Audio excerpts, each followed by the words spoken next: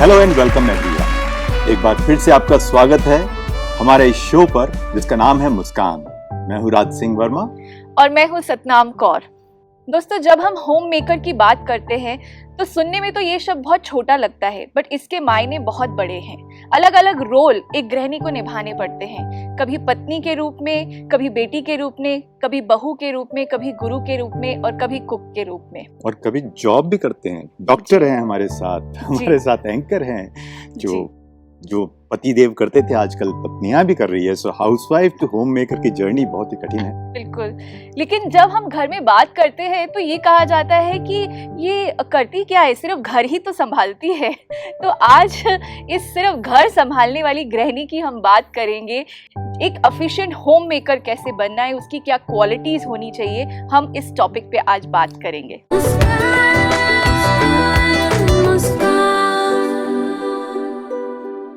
इससे पहले let's welcome our panelist जो अपना एक्सपीरियंस शेयर करेंगे कि ये होम मेकर की क्वालिटीज क्या क्या होनी चाहिए एफिशिएंटली वर्क करने के लिए। उससे पहले let's welcome our esteem guest. मेरे लेफ्ट में है डॉक्टर शिवानी मंडा जो कि एक आर्टिस्ट भी है। देन वी हैव हमारी joint Brahma Kumari chief B K Santosh Didi ji, welcome ma'am.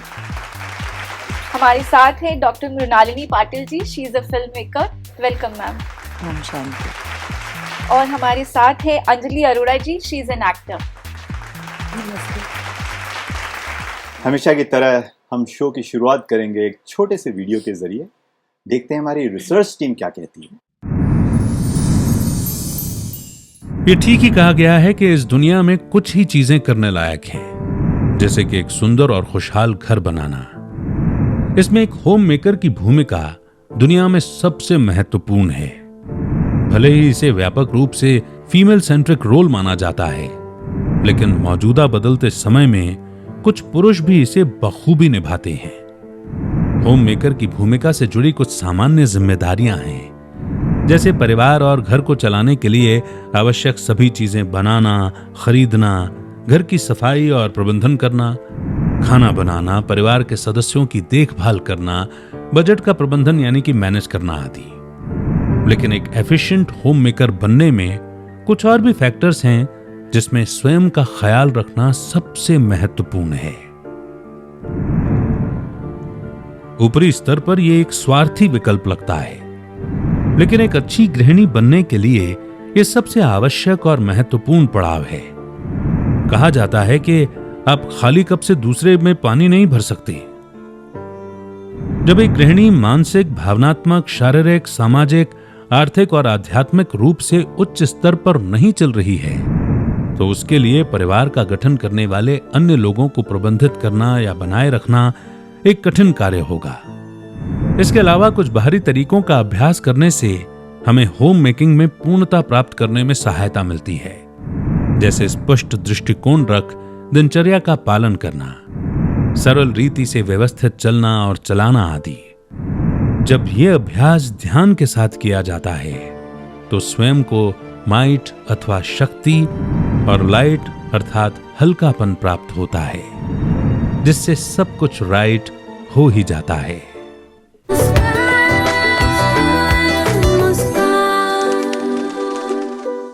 तो सबसे पहला सवाल हम उनसे पूछेंगे जो कि सबसे बड़ा परिवार चलाती है। हमारे 4 गेस्ट में से एक गेस्ट ऐसी हैं जो बहुत ही बड़ा परिवार चला रही है। तो हम उनसे जानेंगे, हमारी सीनियर दीदी संतोष दीदी जो कि एक बहुत बड़ा परिवार चलाती है, जहां महिलाएं अलग अलग जगहों से, अलग अलग कल्चर से आती है, अलग अलग रिलीजन से आती है, अलग अलग वॉक्स ऑफ लाइफ से आती है, लेकिन साथ मिलकर खूबसूरती के साथ, शांति के साथ, जॉय के साथ एक साथ रहती है और बहुत अच्छी सेल्फलेस सर्विस देती है। तो हम दीदी से पूछना चाहेंगे, दीदी जैसा कि आपने सुना हमारा टॉपिक है एफिशिएंट होम मेकर, तो ये होम मेकर एफिशिएंट कैसे बन सकती है? ये राइट, माइट, लाइट का इसमें क्या रोल है? आप जरा उस पर थोड़ा हमें इल्यूमिनेट करें। लेकिन दीदी का जवाब जानने से पहले हम देखते हैं दीदी के आज तक के अचीवमेंट्स। राजयोगिनी बीके संतोष दीदी, आप joint chief of Brahma Kumaris और राज्यों का एजुकेशन एंड रिसर्च फाउंडेशन के सोशल विंग की अध्यक्ष हैं। आप पिछले 40 वर्षों से ब्रह्मा कुमारीज के महाराष्ट्र और तेलंगाना जोन के जोनल इंचार्ज हैं। आप इन राज्यों में 1000 से भी अधिक ब्रह्मा कुमारीज के सेंटर्स खोलने के निमित्त बने। आपने भारत, अमेरिका और अन्य देशों में विभिन्न स्पिरिचुअल मेगा प्रोग्राम्स का सफलतापूर्वक आयोजन और संचालन किया है। आपके सटीक निर्णय और दृष्टिकोण ने देश विदेश में ब्रह्मा कुमारी संस्थान के डेवलपमेंट में महत्वपूर्ण भूमिका निभाई है। आप विश्व भर में सुख, शांति, समृद्धि और खुशहाली स्थापित करने के लिए अपना बहुमूल्य योगदान दे रही हैं। वैसे भी हमेशा माताओं को त्याग की मूर्ति कहा जाता है। त्याग बहुत बड़ी चीज होती है। जो भी एक घर भी चलाती है तो उनको अपनी इच्छाओं का भी त्याग करना पड़ता है, अपने स्वार्थ का भी त्याग करना पड़ता है, अपने आराम का भी त्याग करना पड़ता है। तभी वो अपने घर को भी चला सकती है, अपने बच्चों को भी लायक बना सकती है। माता बनना फिर भी सहज है, परंतु उसके ऊपर की जो स्टेज है वो जगत माता की है। माता ये सारे जगत का उद्धार करने वाली है, हम लोग हमेशा ऐसा बोलते हैं। तो जगत माता बन करके अगर सारे जगत के जो भी मनुष्य हैं वो हमारे बच्चे हैं, अगर ये बेहद की दृष्टि आ जाती है तो उसे त्याग सहज हो जाता है। और जब त्याग हो जाता है तो औरों का भाग्य बना सकते हैं। त्याग के आधार पर भाग्य बनता है। और हमेशा हमें ये ध्यान में रखना चाहिए कि जैसा कर्म हम करते हैं हमको देख करके और करते हैं। और विशेष तो हम देखते हैं घर में जो बच्चे होते हैं, बच्चों का मन इतना कौला होता है, कॉपी करने में बड़े होशियार होते हैं। तो अगर हम अच्छी बातें करते हैं, अच्छी हमारी आदतें होती हैं, तो हमें देख करके वो फॉलो करते हैं। परंतु अगर हमारे अंदर ही वो कोई अच्छाई नहीं होगी, कोई कमी होगी, तो उसको तो उससे पहले वो क्या करते, कॉपी करना चालू कर देते। आज हम देखते हैं बहुत सी हमारी बहनें ऐसा करेगी, समझो किसी सहेली का फोन आता है और उसकी बेबी उठाती है फोन, तो बेबी को बोलती सहेली को बोल देना मम्मी घर में नहीं। और फिर उसको अगर आप शिक्षा देंगे बैठ करके कि कभी झूठ बोलना नहीं चाहिए, तो आप बताइए वो झूठ नहीं बोलेगी तो क्या सच बोलेगी? तो सबसे पहले माताओं का ये बहुत बड़ा रोल है, सिर्फ जन्म नहीं देना परंतु उनको जीवन देना। उनके अंदर वो वैल्यूज उत्पन्न करने की आवश्यकता है, उसमें बीज डालने की आवश्यकता है। और वो बीज डालने के लिए पहले हमें खुद को परिवर्तन होना पड़ता है, खुद के ऊपर ध्यान देना पड़ता है, खुद मर्यादाओं पर चलना पड़ता है। क्योंकि आजकल जिधर उधर ये आवाज है, बच्चे सुनते नहीं। बच्चे क्यों नहीं सुनते हैं? क्योंकि हम बड़ों का नहीं सुनते हैं। तो जब हम बड़ों का नहीं सुनेंगे तो बच्चे मेरा क्यों सुनेंगे बताइए? तो इसीलिए हमेशा कहा जाता है कि जो भी परिवर्तन है वो खुद से चालू कीजिए। आज हम देखते छोटी छोटी बातों में और छोटे छोटे बच्चे सुसाइड कर रहे हैं। क्यों ऐसा हो गया है? क्योंकि हमारे पुराने जमाने में समाज में जब एक इकट्ठे रहते थे सभी, तो जो भी बड़े थे घर में, दादा थे, दादी थे, वो बैठ के बच्चों को अच्छी अच्छी कहानियां सुनाते थे, उनको आदर्श बताते थे। शिवाजी कैसा बन गया, महात्मा गांधी कैसा बन गया। तो उनकी विशेषताएं सुना करके उनके अंदर वो बीज बोते थे। परंतु आज क्या हो गया, हम दो और हमारे दो सब अलग अलग हो गए, जिसके कारण अभी दोनों को भी नौकरी करनी पड़ती है क्योंकि खर्चे बहुत बढ़ गए। तो बच्चों को टाइम देने के लिए उनके पास फुर्सत नहीं। तो आप ही बताइए, जब हमारे को फुर्सत नहीं है तो हम जब बूढ़े हो जाएंगे तो हमारे लिए उनको कहाँ से फुर्सत मिलेगी। तो हम खुद के लिए ही तैयार करते हैं, जैसा कि हम अपने लिए खुद रास्ता तैयार कर रहे हैं और फिर हम दोष बच्चों के ऊपर रखते हैं। तो माताओं के ऊपर ये बहुत बड़ी रिस्पॉन्सिबिलिटी है कि अपने कर्मों की तरफ ध्यान देना, अपने अंदर वो विल पावर भरना, उसके लिए थोड़ा आध्यात्मिकता का साथ लेना, जिससे बच्चे भी वो सीखेंगे। पहले हम देखते थे संध्या का समय होता था तो माताएं बच्चों के साथ संध्या बोलती थी, आरतियां करती थी। अभी तो टीवी के बगैर और कुछ दिखाई नहीं पड़ता। मोबाइल, टीवी, ये सारा सब साधन है। तो जब ये हमारे को इसमें इतना इंटरेस्ट है तो उनको तो जरूर होगा ही होगा ना। अंजलि मैम, आप एक्टर हैं, आप अपनी लाइफ का कुछ ऐसा एक्सपीरियंस शेयर करना चाहेंगी? लेकिन एक बार देखते हैं आपकी अभी तक की जर्नी। अंजलि अरोरा एक टीवी सीरियल एक्ट्रेस हैं। आपने दिल्ली में 5 साल दूरदर्शन के सीरियल्स जैसे एक अनार 100 बीमार और बंधन करने के बाद मुंबई प्रस्थान किया और सुप्रसिद्ध टीवी सीरियल शक्तिमान से आपकी पहचान बनी। 2017 में अचानक बेटे की डेथ से आप बहुत टूट गई थी, लेकिन 2018 में ब्रह्मा कुमारी से जुड़ने पर स्पिरिचुअल नॉलेज और मेडिटेशन की सहायता से आपके जीवन ने बहुत अद्भुत रुख ले लिया। आप निस्वार्थ भाव से कई ब्रह्मा कुमारी सेंटर्स पर अपनी सेवाएं भी दे रहे हैं। इसके अलावा आपने कई और सोशल वर्क्स भी किए हैं और आपको कई अवार्ड्स भी मिले हैं। होम की जो शक्ति होती है, घर की शक्ति, बेसिकली वो शक्ति सिर्फ एक नहीं होता, वो सारा पूरा परिवार मिलके भी होता है। तो मेरे साथ कुछ ऐसा ही है। मैंने जब इस लाइन में कदम रखा तो ऐसे से मेरे पास मेरे परीक्षाएं एक तरह से आई कि मेरा कॉल टाइम मान लो 8 बजे का था। अब शूटिंग पे मुझे 8 बजे पहुंचना है तो घर से मुझे 7 बजे निकलना है। वापस कितने बजे आना, मतलब 9 की शिफ्ट है, 8 बजे कॉल टाइम है, तो 9 से 9 मतलब 10 बजे तो मिनिमम है। उसके बाद कितना एक्सटेंड होता है नहीं मालूम। तो मुझे ये सब सुबह प्लान करना है कि बच्चे स्कूल भी जाएंगे, उनको खाना दोपहर का भी चाहिए, शाम का भी प्लान करना है। तो और साथ में मुझे शूटिंग की भी तैयारी करनी है, क्या क्या चीज़ें कैरी करनी है, क्योंकि मैं शुरू से ही बाहर का अवॉइड करती हूँ, मैं नहीं खाती। तो अपने लिए कैरी भी करना है, कुछ ना कुछ फ्रूट्स या ये सब चीज़ें करनी है मैनेज। तो 7 बजे घर से निकलना है, मतलब कि मुझे 7 बजे तक सब कुछ रेडी करना है। तो मेरे को इतनी स्पीड से काम करने की आदत पड़ गई कि मेरे हस्बैंड ने भी मुझे काफ़ी सपोर्ट किया उसमें। सुबह उठना, जल्दी जल्दी खट खट खट खट खट खट खट, मतलब आज की डेट में मैं देखती हूँ ना कि घर में मैं कहती हूँ यार कितनी स्लो काम करते हो, और जल्दी जल्दी जल्दी आधे घंटे में पूरा खाना, क्योंकि वो मेरे अंदर ही आ चुका।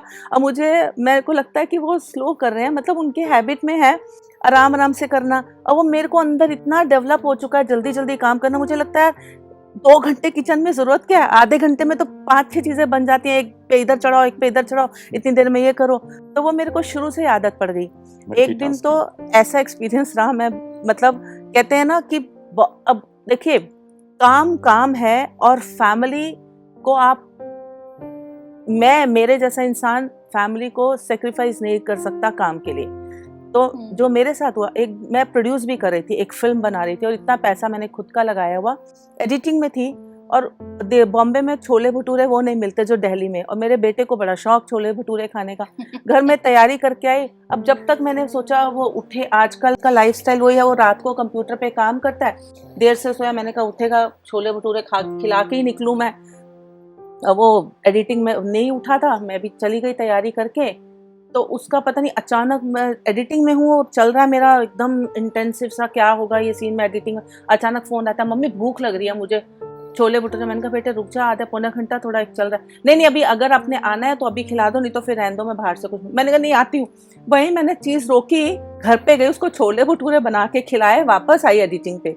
I mean, it is Balance. Called management, how I Balance. Managed. Balance. किया आपने, तो balance. मतलब क्योंकि because I want to give my love also, मैं नहीं चाहती थी कि मेरे काम के पीछे मेरा बच्चा मेरे प्यार को छोड़ Ignore दे हो या जाए। वो सोचे कि मम्मी ने इग्नोर किया, मम्मी काम को इम्पोर्टेंस, हालांकि शायद वो नहीं सोचता, लेकिन मेरे को मतलब मुझे लगता है कि वो इम्पोर्टेंस हमें देनी चाहिए।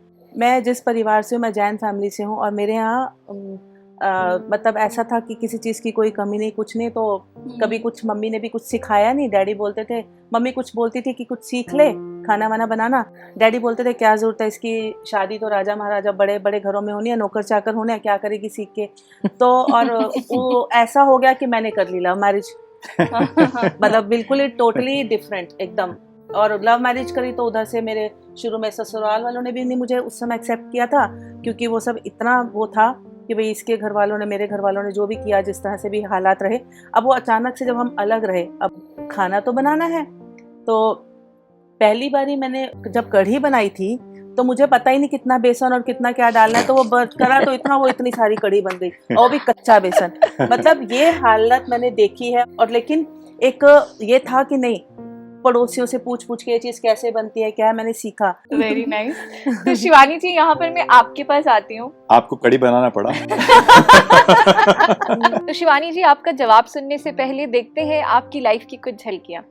डॉक्टर शिवानी मंडा हिंदी टाइपोग्राफी एवं कला के क्षेत्र में एक ऐसा व्यक्तित्व हैं जिसने जिंदगी के बहुत कम समय में ही अपनी कला से पूरे देश में एक पहचान बनाई है। Doctor Shivani 2 bar India book of record से सम्मानित, उत्कृष्ट युवा सम्मान, इमर्जिंग राजस्थान अवार्ड्स, जिला कलेक्टर द्वारा सम्मानित, 40 अंडर 40 पार लिस्ट 2.0 जैसे कई अवार्ड से सम्मानित हैं।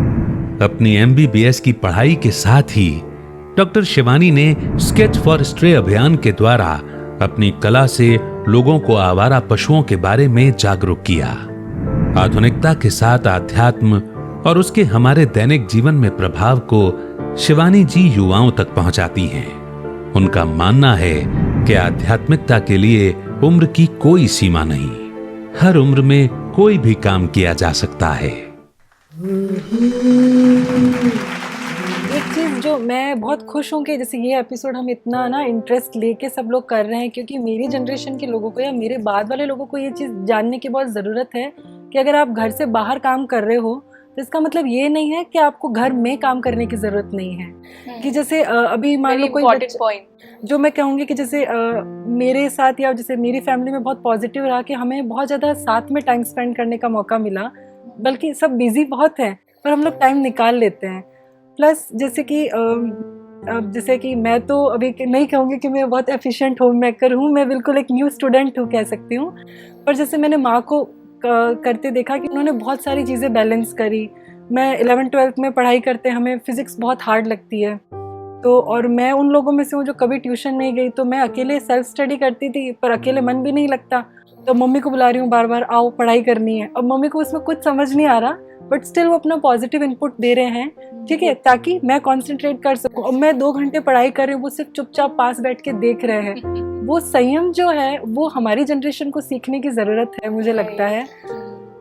एक तो ये चीज़, और सेकंड जैसे टाइम का मैनेजमेंट जैसे होता है ना, कि अभी हमको लगता है कि हम जॉब करते हैं तो हम बहुत ज़्यादा टाइम को अच्छे से यूटिलाइज़ करते हैं, पर मुझे लगता है कि जो हमारे मतलब जैसे नानी दादी हैं या माँ हैं, घर के हमारे पुराने लोग जो हैं, वो जितना एफिशिएंटली टाइम को यूज़ करते थे हम उतना नहीं कर पाते, ठीक है। तो जैसे कि वो घर भी संभाल लेंगे, वो इतने सारे मेंबर्स को संभाल के भी आपके लिए टाइम निकाल लेंगे, वो बहुत ज़्यादा मैटर करता है। तो हमें एक एफिशिएंट होम मेकर बनने के लिए वो चीज़ सीखने की ज़रूरत है, प्लस उस चीज़ की वैल्यू, वो कभी ये नहीं जताएंगे कि हमने ये काम करके दिया, वो सेल्फलेस वो चीज़ करते हैं। और हमेशा जैसे आपने बोला मैं स्माइलिंग इतना क्यों करती हूँ, ये सारा जो है मैं कह सकती हूँ माँ की तरफ से है। वो उतना काम, जैसे दादाजी बीमार रहते थे तो उनकी सेवा, प्लस थोड़ा बहुत छोटा मोटा माँ काम करते हैं, हमारा ध्यान रखना, बट स्टिल उनके एक फेस पे स्माइल रहती है, जो हम कह सकते हैं पॉजिटिव एनर्जी वो शेयर करते हैं सबको। लेकिन आप जहाँ से हैं ना डॉक्टर शिवानी, मैं वहाँ गया हूँ जोधपुर में, आपके चेहरे से शहद हमेशा टपक रहा है, कंटिन्यूस स्माइल पे है। तो यहीं पे हम आएंगे आपके पास। आप हैं छत्रपति शिवाजी महाराज वॉरियर जोन में तो उस कल्चर में आप रह रही हैं, आपके अपने अनुभव जरा सुनाएंगे, कैसा रहा and how do you go about managing it, और एक हाउसवाइफ से होम मेकर बनने के लिए क्या क्वालिटीज आपके नजर में चाहिए? मृणालिनी जी, आपका एक्सपीरियंस सुनने से पहले आपकी लाइफ की कुछ झलकियां देखते हैं। डॉक्टर मृणालिनी पाटिल, आप एक renowned entertainment producer, social worker और फिल्म निर्देशिका हैं। आपने गुलजार साहब जैसे दिग्गजों के साथ मिलकर अनेक टीवी सीरियल, प्लेस एवं फिल्म्स का निर्माण किया। आपकी पहली फिल्म कहर के लीड एक्टर को जी अवार्ड्स में नॉमिनी बेस्ट डेब्यूट और भारतीय सिनेमा के इतिहास में एक विशेष डायरेक्टर के रूप में पहचान दी है। आपके द्वारा निर्देशित हिंदी फिल्म धुआं राष्ट्रपति भवन में दिखाई गई थी और माननीय पूर्व राष्ट्रपति प्रतिभा पाटिल जी ने भी आपका अभिनंदन कर सम्मानित किया। मृणालिनी जी एक सफल डॉक्टर हैं जो डायबिटीज रिवर्सल, वेट लॉस और ऐसे कई क्रॉनिक प्रॉब्लम्स को ट्रीट करते हैं। अभी तक की आपकी लाइफ जर्नी विशेष महिलाओं के लिए प्रेरणा स्रोत रही है। तो जब मैं छोटी थी तो मेरी मदर जो है 18-19 घंटे काम करती थी। वो एक शहीद की बेटी थी, तो उन्होंने अपने पापा को ही कभी नहीं देखा था। अब वो इतना काम करती थी और मैं ही थी बेटी। भाई को तो छोटी उम्र में उन्होंने डाल दिया था शिवाजी मिलिट्री में, तो मैं अपनी मम्मी को संभालती थी। छोटी होते हुए भी, एक इंग्लिश मीडियम में पढ़ते हुए भी मैं अपनी खाना खुद गर्म करती थी। मम्मी इतना थक के आती थी, चाय बना दूं। कभी कभी मैं लाडली भी बहुत थी तो वो बोलती थी बना देना, तो मैं ऐसे बैठी रहती थी। वो हमेशा बोलती थी ऐसे क्यों बैठी है, शॉपिंग जाना है, मार्केट जाना है। नहीं, मुझे ऐसा लगता था कि टाइम ही नहीं मिला, मतलब she has not given me time. और मैं चाहती थी वो मुझे मनाए, मुझे ये बहुत आदत थी कोई मुझे मनाए, तो वही मनाती थी, आज भी वही मनाती है। तो वो बचपन से ही एक पढ़ाई, वो बैलेंस आ गया था। मैं पढ़ाई भी जाती थी, छुट्टी में भाई आता था छोटा, उसे भी संभालती थी। एफर्टलेस, ऐसा लगा नहीं कि मैं बहुत तीर मार रही हूँ। उसके बावजूद भी छुट्टियों में क्या करें, टीवी नहीं था, थैंक गॉड। कुकिंग क्लासेस जाओ, प्रेशर कुकर आया था उन दिनों, न्यू कुकर कैसे चलता है, उसमें दाल चावल कैसे बनते हैं, और ये सब भी मैं करती थी। सिलाई कढ़ाई भी सीखती थी, और क्यों करती थी मुझे नहीं पता, मैं करती थी, शायद भविष्य की तैयारी हो रही थी। उसके बाद कट टू हम मुंबई में हस्बैंड एक्टर है, मैं भी फिल्म इंडस्ट्री में, वही टाइम के लोचे जैसे मुंबईया लैंग्वेज में बोल रही हूँ, अब दोनों हैं। पर चूंकि he stayed in a engineering hostel and I stayed in a medical hostel, independent पहले से थे, बचपन से उनको भी खाना बनाने का बहुत शौक है, मुझे भी। तो ये हमारी ना साझेदारी वाली सरकार बड़ी अच्छी चली। यहाँ पे कोई ईगो, कोई वो तू मैं, ऐसा नहीं। तुम उधर हो, हाँ मैं संभाल रहा हूँ, मैं कोर्स भी करने जा रही हूँ, I am taking care of the children. ये हमेशा से, इसके लिए कोई लड़ाई झगड़ा नहीं हुआ या कोई वो नहीं हुआ, क्योंकि अभिमान फिल्म सबने देखी होगी, होता है क्योंकि he is an actor and I am a director and film is a directors medium, तो ईगो क्लैशेस काफी हो सकते हैं। राइट। तो एक ही फिल्म मैंने लास्ट जो अभी है उसमें उनको डायरेक्ट किया है, अपने हस्बैंड को, तो वो इतने अच्छे से निभा लिया कि मेरी एक कोरियोग्राफर ने मुझसे कहा अगर मैं आपसे पहले मिलती ना, मेरा ब्रेकअप नहीं होता। The way you handle him. तो उससे वही बात है कि स्त्री में मदर अर्थ से मदर है ना, वो चीजें सेल्फ में है, सैक्रिफाइस वो अंदर से आना चाहिए। जैसे दीदी ने बताया, वो इंस्टिंक्टिव होती है, उसको सीखा नहीं जा सकता किसी स्कूल में जाके। राइट। तो बचपन से मैम प्रायोरिटीज भी सेट करनी पड़ती है। नहीं, वो नेचुरली होता है। देखिए, जब मैं बच्चों को ले जाती हूँ या कुछ भी करती थी, तो मुझे अब तक वो आदत है कि मैं अपने लिए कुछ खरीदती ही नहीं। वो जहन में ही नहीं आता है कि तू भी कुछ ले ले अपने लिए। मेरी मदर या मेरे बच्चे ही बोलेंगे मम्मा अपने लिए कुछ ले लो, ये ले लो। और ये रूल मुंबई में बहुत मुश्किल है, जहाँ हम रहते हैं एक बॉलीवुड इंडस्ट्री के हब में। और ये पर मेरे घर में मेरे बच्चे जब तक स्कूल पास नहीं किए, कोई फिल्म मैगजीन मैंने आने नहीं दी। मैंने कहा वो हमारा पेशा है, हम काम करते हैं। डाइनिंग टेबल पे हमारा रूल था, नो मोबाइल फोन्स, नथिंग, सब साथ में खाएंगे, नाश्ता भी, शाम का भी, रात का भी। तो इन्होंने यहाँ, लेकिन मुंबई में भी वो सैनिटी मैंने मेंटेन की। बेटी मेरी एक दिन आई, मम्मा वो पूर्वा की माँ तो रोज बस में आती है, जाते में भी आती है, तुम तो कभी बस में ही नहीं आती हमारे। मैंने कहा पूर्वा की मम्मी पिक्चर डायरेक्ट करती है? बोली नहीं। मैंने कहा सब मम्मी सब काम नहीं कर सकती। तो ये मेरी तुरंत वाली जो एक नेचुरली निकला हुआ जवाब काम आया, और आज वो इतनी भी बड़ी हो गई तो वो समझते हैं चीजों को। एक बार मेरा बेटा आया, क्रिकेट खेल के, नीचे क्रिकेट खेलते हैं, उसने मुझे ये बोला वो बोला, रोना धोना और फ्रस्ट्रेशन वो चालू। 6th में था खड़ा ऐसे, तो मैंने कहा वहीं खड़े हो, अंदर में था। तो बोला, एक तो उसने मुझे ऐसे बोला आप भी डांट रहे हो, मतलब मैं डांटती नहीं थी ऐसे। मैं बोली नहीं वहीं खड़े हो। मैंने कहा क्या बोला? कि नहीं उसने ये बोला वो बोला। तो मैंने और 4 बात सुना दी। तो मैंने कहा चुप गई क्या? इधर से इधर चली गई, किसी ने कुछ बोला। That day I told my son, तेरा जो भी है ना नीचे स्कोर सेटल करके आना। अंदर आने के बाद, क्योंकि दुनिया माँ का आंचल नहीं है, उसने वो चीजें याद रखी। वो 17 के एज से he is financially independent and he has never came back home crying और being a victim. They are capable to solve their problem in life. ये मेरा एक्सपीरियंस। इसीलिए कहते हैं ना माँ गुरु भी होती है।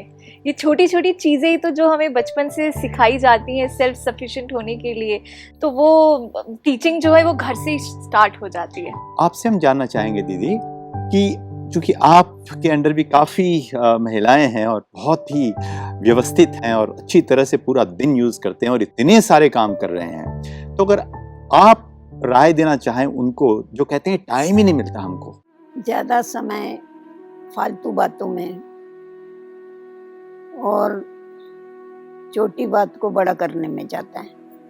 होता है छोटी सी बात होती है पर उसको सोच सोच के बड़ा कर डालते हैं। जैसा रबड़ होता है ना, रबड़ को आप जितना तानेंगे ना उतनी बड़ी हो जाएगी। तो विचार संकल्प जो है वो ऐसी चीज़ है, अगर आप वो फालतू संकल्प उठाते हैं ना तो संकल्प तो चलते रहते हैं, और जब संकल्प चलते हैं तो हमारे हाथ की स्पीड बहुत कम हो जाती है। कोई भी कार्य करते होंगे ना तो उसकी स्पीड बड़ी कम हो जाती है, और संकल्पों में उधेड़ बुन में लगे रहते हैं, जिसके कारण समय बहुत बर्बाद होता है। तो हमारे को एक ऐसा समय निश्चित करना चाहिए कि मुझे खुद के लिए भी थोड़ा समय निकालना है। ये तो हो गया आप फैमिली के लिए समय निकालते हैं, दूसरों के लिए अपना जो जॉब है उसके लिए समय निकालते हैं, परंतु आप खुद के लिए कभी समय निकालते हैं? वो तो कहाँ भी नहीं निकाला आप लोगों ने। खाना तो पका दिया आपने, पर कौन सी स्थिति में रह के पकाया आपको मालूम होगा ना। कभी कभी ऐसा होता है घर में भोजन खाते हैं जो भी, उनको गुस्सा आना चालू हो जाता है। घर वाले बोलते हैं आज तूने कौन सी स्थिति में भोजन बनाया, जो खाता है उसके अंदर क्रोध का भूत आ जाता है। तो माताओं के ऊपर ये बहुत बड़ी रिस्पॉन्सिबिलिटी है। वो जब भी भोजन बनाती है तभी फालतू विचार न करते हुए या फालतू बातों का सोच न करते हुए अगर ईश्वर की याद में बनाते हैं तो कहा जाता है अन्न का मन के ऊपर असर होता है। तो उससे क्या होता है, सामने वाले के भी विचार शुद्ध होते जाते हैं, और हमारे को भी खुद की उन्नति के लिए जब हम ईश्वर को याद करते हैं तो उसके संग का रंग हमारे को लगता है, हमारे अंदर वो शक्ति आती है, आध्यात्मिक शक्ति आती है। और ख़ास हमें ये ध्यान रखना चाहिए कि जब सवेरे उठते हैं, आप बोले हम बहुत देरी से सोते हैं, जल्दी उठ नहीं सकते हैं, परंतु थोड़ा जैसा दूसरी बातों का त्याग करते हैं वैसा थोड़ा सा नींद का भी त्याग करना चाहिए। और उठ करके हमें आधा घंटा तो भी स्व उन्नति के लिए ईश्वरीय याद में बैठना या अपने लिए स्व के लिए चिंतन करना, आत्मचिंतन, परमात्म चिंतन, उसके लिए हमको देना है। तो जब ये आपका हमेशा, जिसकी मॉर्निंग गुड हो गई उसका सारा डे गुड हो जाता है। अगर तुम्हारी मॉर्निंग ही गुड नहीं होगी तो तुम्हारा डे तो खराब हो जाएगा। तो इसीलिए उठते ही हमारे पास ये प्रथा है कि हमेशा सबको ये सिखाया जाता है कि आप आँख खुलते ही औरों से गुड मॉर्निंग करने के पहले परमात्मा से गुड मॉर्निंग करो, क्योंकि नई प्रभात लाने वाला तो वही है जिंदगी में। तो आप जब शुरुआत ही आपकी गुड मॉर्निंग से होती है, उससे तो आपका गुड डे भी हो जाता है, आफ्टरनून भी गुड हो जाता है। इवनिंग भी गुड होता है तो नाइट भी गुड हो जाता है। तो हमारे पास ये विशेष सिखाया जाता है कि जब भी आप सोते हैं, सोने के समय भी आप परमात्मा के साथ गुड नाइट करके और अपनी जो भी बातें हुई हैं उसको स्टॉप करके पीछे सो जाओ। नहीं तो आजकल नींद का भी बहुत प्रॉब्लम है सबको, सोते हैं तो नींद ही नहीं आती है, नींद ही नहीं, गोलियां पकते रहते हैं, नींद आती ही नहीं है क्योंकि सोच चलता रहता है। तो ऐसा अगर ये ध्यान में रखेंगे, हमारे पास तो विशेष हर एक घंटे में गीत बजता है, ट्यून बजता है, तो 1 सेकंड भी आप ईश्वर को याद करते हैं, इसको हम लोग ट्रैफिक कंट्रोल कहते हैं। जैसे ट्रैफिक चलती है तो बीच बीच में सिग्नल आते हैं, ट्रैफिक कंट्रोल हो जाता है ना, उसकी स्पीड कम हो जाती है। तो वैसा अगर आप सारा समय 1-1 घंटा नहीं, पर दिन में 2-4 बारी भी अगर ये अभ्यास करेंगे कि बीच बीच में हम ईश्वर को याद करें, 1 मिनट याद करें, 2 मिनट याद करें, तो उससे क्या हो जाएगा, जो फालतू संकल्प होते हैं ना स्टॉप हो जाते हैं, उसकी स्पीड कम हो जाती है, धीरे धीरे बंद हो जाती है। तो इससे हमारे पास बहुत समय बचता है। तो जब भी हमारा संकल्पों में समय बचता है ना, तो हमारी वाणी ज्यादा नहीं चलती। वाणी उसकी ज्यादा चलती है जिसके संकल्प बड़े फास्ट होते हैं। तो एक तो वाणी में हमारा समय जाता है, आवाज में समय जाता है, दूसरा हमारा संकल्पों में समय जाता है और हमारे कर्मों की शक्ति कम हो जाती है, जिसके कारण क्या होता है, हम सारा दिन बिजी रहते हैं। बाकी बिजी नहीं होते हैं, हम खुद को बिजी कर लेते हैं। और कितने भी प्रकार की कोई भी होवे, हम सब एक ही पिता की संतान हैं। हम बहुत प्रेम प्यार से आपस में रहते हैं। हम टोटल 20,000 बहनें हैं जो सरेंडर हैं। क्या बात है। तो हम तो बहुत प्रेम से रहते हैं, आपस में मिलते हैं तो बहुत स्नेह आता है हमको कि देखो हमारी कितनी बहनें हैं और कैसी सेवाएं करती है। ऐसी बात।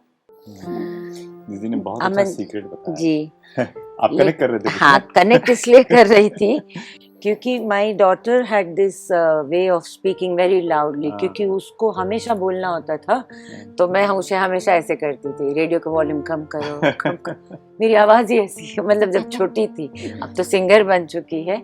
और दूसरी एक मैं टिप का मिसयूज भी, बच्चे तो बड़े मैनिपुलेटर्स होते हैं, बहुत प्यार से निगोशिएट करते हैं। तो मैं हमेशा बोलती थी सच बोलो, सच बोलो। मैं भी ऐसे, तुम कुछ भी करके आओ दुनिया में, सच बोलो, गलत भी होगा मम्मा खड़ी हो जाएगी।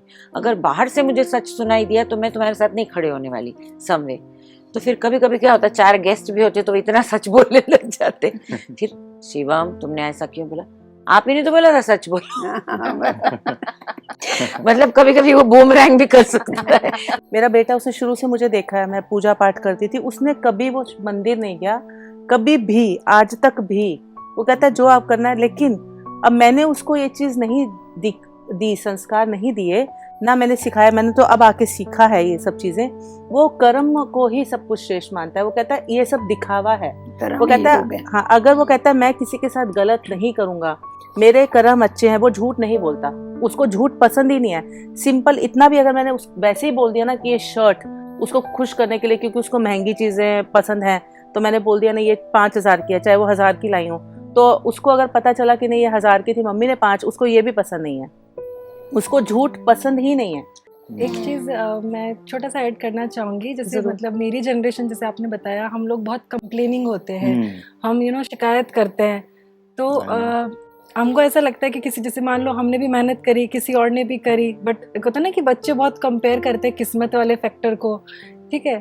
तो मैं उसमें मानती हूँ मेरी जनरेशन को ना एक वो चीज़ समझने की ज़रूरत है कि आप चलो किस्मत आप एक अलग फैक्टर है, आप नहीं बैलेंस कर सकते। मुझे मम्मी हमेशा बोलते कि चलो तुम मेहनत तो कर सकते हो, क्योंकि मैं भी उन्हीं कंप्लेनिंग बच्चों में से हूँ, तो मेहनत तो कर सकते हो, ठीक है कर सकते हैं। फिर हमको कई बार होता है ना, आपने जैसे बताया टाइम नहीं मिलता है, तो मम्मी बोलते हैं कि यार अब पैसा सबको बराबर मिले ना मिले, किस्मत सबको बराबर मिले, एक परिवार सबको बराबर मिले ना मिले, समय सबको बराबर मिल रहा है, लेकिन उसके बाद भी हम लोग जैसे कंप्लेन कर रहे हैं कि हमें टाइम नहीं मिला।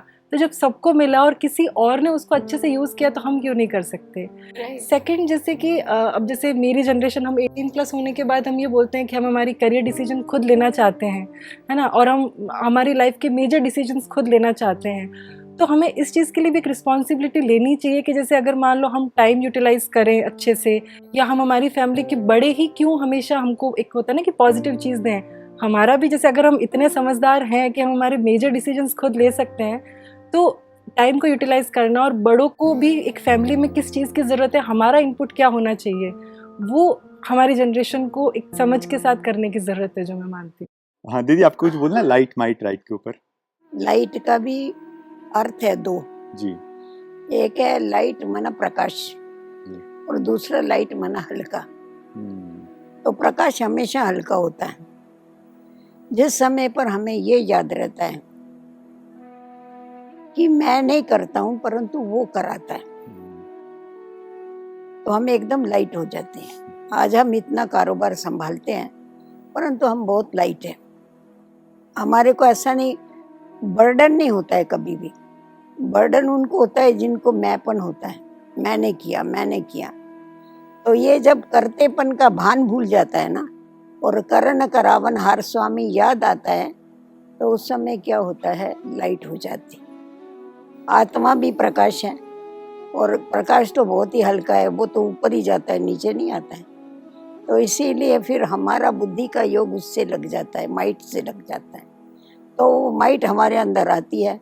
फिर जब माइट आती है तो जो भी कार्य होता है वो लाइट हो जाता क्या बात, क्या बात है। बहुत अच्छा दीदी, बहुत Right अच्छा हो एसेंस जाता है। आपने दिया।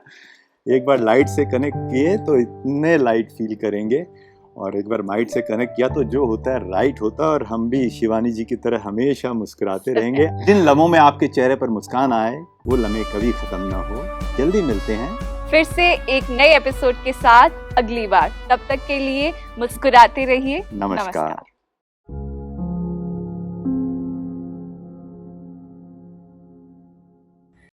ओम शांति। आज ये मेरा बहुत बड़ा सौभाग्य है कि मुझे बहनों को यहाँ पर संबोधित करने के लिए कहा गया है, और ख़ास तौर से मुझसे कहा गया है कि आप अपने अनुभव यहाँ शेयर करें और बहनों को बताएं कि जीवन में कैसे एक महिला को अपना घर दोहरी जिम्मेदारी निभानी पड़ती है। और मेरे ख्याल से कोई भी महिला ऐसी नहीं होगी जिसके जीवन में कभी कोई संघर्ष ना रहा हो। महिलाओं ने अपना जो भी स्थान समाज में बनाया है वो बिना संघर्ष के उनको वो स्थान नहीं मिला है। आप सभी जानते हैं कि हमारा समाज एक पुरुष प्रधान समाज है, और इस पुरुष प्रधान समाज में अपना स्थान बनाने के लिए हर महिला को संघर्ष करके आगे आना पड़ता है।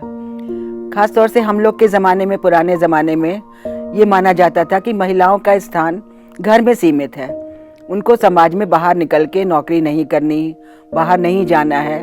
तो हम लोग के समय में संघर्ष ज़्यादा था। आज आधुनिक युग में उतना संघर्ष नहीं रह गया है, क्योंकि सब लोग ये मान के चल रहे हैं कि अब महिला पुरुष दोनों की जब नौकरी करेंगे, दोनों कमाएंगे, दोनों घर से बाहर निकलेंगे, तभी घर का खर्च चलेगा। क्योंकि महंगाई भी बहुत बढ़ गई है और घर के खर्चे भी बहुत बढ़ गए हैं। पहले की तरह का जीवन सीधा साधा नहीं रह गया है। अब अपने अनुभव से तो मैं यहाँ पर अगर बताऊंगी तो वो उतने ज़्यादा समसामयिक नहीं है, क्योंकि हमारा ज़माना तो गुजर गया। हमने जो संघर्ष किया वो अलग तरह का था, पारिवारिक भी था थोड़ा, क्योंकि घर में बहुत पुराने रूढ़िवादी विचारों के लोग थे जो नहीं पसंद करते थे कि बहू कोई काम करे, नौकरी करे या पैसे कमा के घर लाए। लेकिन हम लोग ने किसी तरह से सामंजस्य बिठाया। आधुनिक युग में ये सोच अब नहीं रह गई है। हमने जो हमारी बहुओं के साथ हमारी सोच है वो अलग हो गई है। हम चाहते हैं कि वो उसने इतनी पढ़ाई की है तो उसकी पढ़ाई उसके काम आए, वो कुछ काम करे, आगे बाहर निकले, उसका भी नाम हो। लेकिन इसके साथ साथ ये भी देखना है कि जो लड़कियां आजकल के ज़माने में जो काम कर रही हैं, उनको दोहरी जिम्मेदारी जो उनके घर की है, उनको ये मान के चलना होगा कि ठीक है पति उनके हाथ बटाएंगे, लेकिन माँ वही है। तो बच्चे के प्रति जो माँ एक बच्चे के लिए कर सकती है, पिता भी करते हैं, लेकिन माँ का जो दायित्व है वो आपको पूरा निभाना पड़ेगा बच्चे के लिए। अगर आपने शादी की है, बच्चे हैं आपके, घर गृहस्थी संभाल रही हैं और साथ में नौकरी भी कर रही हैं, तो आपको दोनों के लिए समय निकालना ही पड़ेगा। तो मैं यहाँ पर मैं यही संदेश देना चाहती हूँ कि या तो भाई अगर आपको सिर्फ अपना कैरियर बनाना है तो आप शादी मत करो, बच्चे नहीं पैदा करो। आप अपना कैरियर बहुत ऊंचाई तक आपको आगे किसी भी उसमें आपको अपना कैरियर बनाना हो, चाहे वो कोई सरकारी नौकरी हो या प्राइवेट कोई बिजनेस हो या कोई अध्यात्म की तरफ आप जाना चाहते हो, तो फिर घर परिवार और दोनों में सामंजस्य थोड़ा मुश्किल तो पड़ेगा। अगर आप बना सकते हैं, दोनों में इतना समय दे सकते हैं कि दोनों में आप अच्छे से देख सकें, बहुत अच्छी बात है। और अगर नहीं बना सकते तो फिर किसी एक की तरफ ही ध्यान दीजिए, जिसको भी आप बच्चा, अगर जब तक आपका छोटा है आप बच्चे पे पूरा ध्यान देके उसको पालिए। बच्चा अगर ठीक से नहीं पल पाया, उसको आपने अच्छे संस्कार नहीं दे पाई क्योंकि वो कोई मेड है वो पाल रही है उसको, या फिर कोई वो डे केयर में जाके पल रहा है, तो वहाँ पर नेचुरली उसको उस तरह के संस्कार, उस तरह की शिक्षा नहीं मिल पाएगी जो एक माँ बच्चे को सिखा सकती है। तो मेरा यही कहना है कि बच्चे जब तक छोटे हैं तब तक बच्चों पर ज़्यादा ध्यान दीजिए। मैंने भी नौकरी करी, मैंने तब करी जब मेरा 2 बच्चे हैं मेरी बेटी ने लॉ में एडमिशन लिया और मेरे बेटे ने बीकॉम में एडमिशन लिया।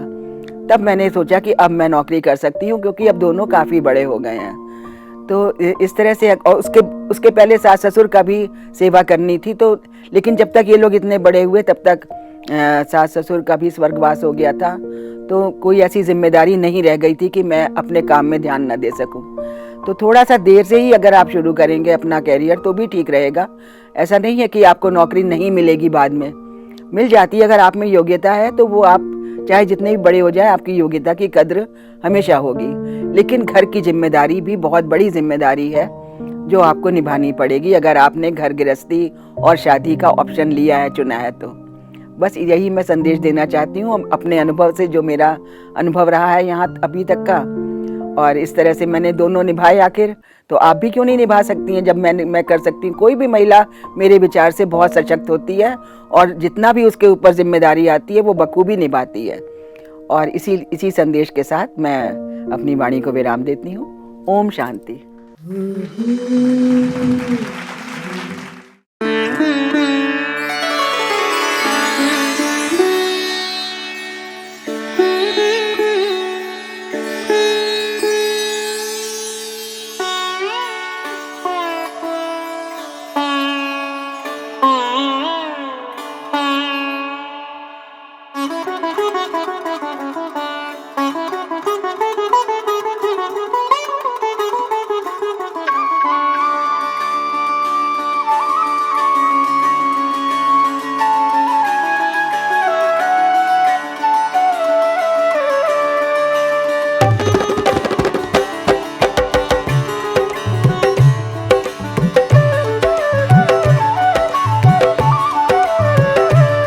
पूजा की थाली है, बगिया की माली है, धरती की हरियाली, घर की खुशहाली है, संस्कार देती है, फल लदी ये डाली है, चारित्र खजाने की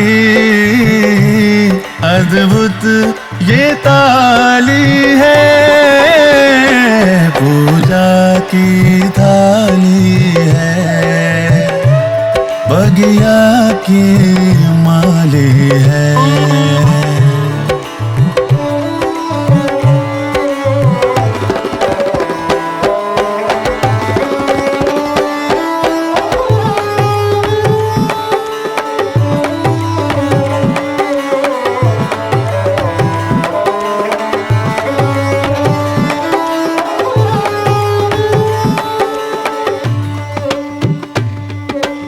ऋचा बनी वेदों की,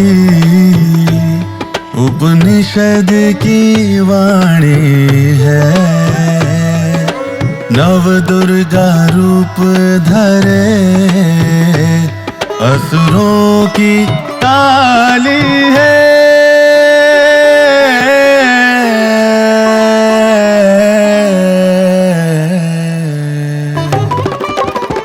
त्याग समर्पण के पंखों से उड़ती है, आले लक्ष्मण रेखा ऐसी घरवाली है, ऐसी घरवाली है, ऐसी घरवाली है, भारत की नारी है, जग में उजियारे है, नवयुग की सृजना है, कोपल और बाली है।